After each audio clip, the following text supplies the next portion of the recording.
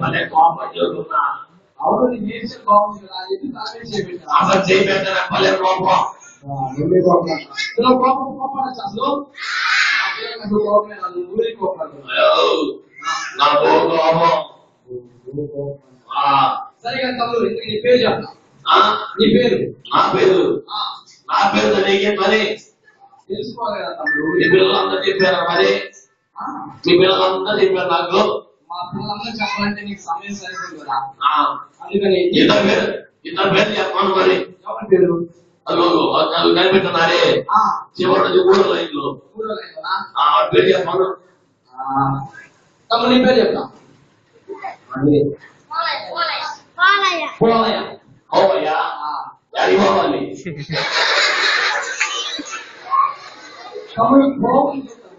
పోలయ్యా పేరు పోలయ్యా పోవయ్యా అంటే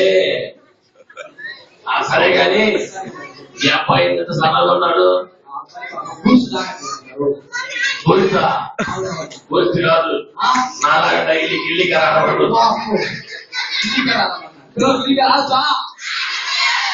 అప్పుడు అవును కానీ నీ కన్నేసినప్పుడు ఏమైంది ఒక పనికి? నాకన్నా ఏం చెప్పమంటావులేయ్యా. మొన్న ఒకరోజు స్కూల్ ఎక్కొట్టి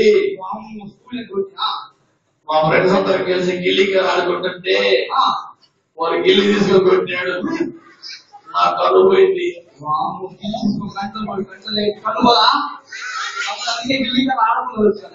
అబ్బా పిల్లలు పుట్టిపోతుందా వాళ్ళు వచ్చినారు అందరూ గిల్లికర్లో గోళీలు క్రికెట్ ఆడేవాళ్ళే. మాకు తెలుసులే.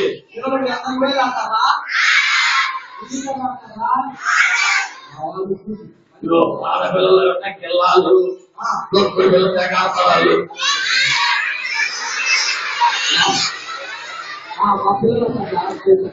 హలో ఆ కొమ్మల నుంచి అసలు చెప్పు. కొమ్మల నుంచి అసలు చెప్పు. చెప్పావా?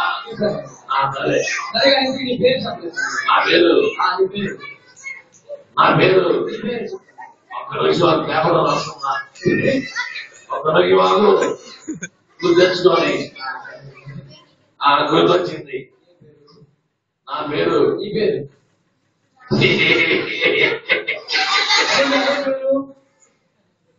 చెప్పలేవయ్యా. పేరు చెప్పలేదా? చెప్పలా. నా పేరు ఏంటంటే గోలికాయ.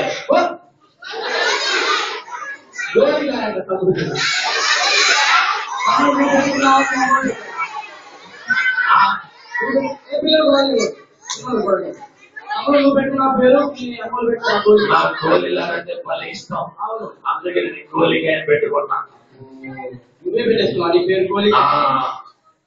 సరే కానీ ఏంటి మీరు అందరికీ కూర్చున్నారు ఇక్కడ?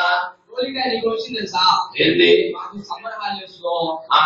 సిబిసి అని చెప్పి ఒక ప్రోగ్రామ్ పెట్టుకున్నారు చిన్నపిల్లలందరూ కలిసి. ఎందుకయ్యా చక్కగా గిల్లిగా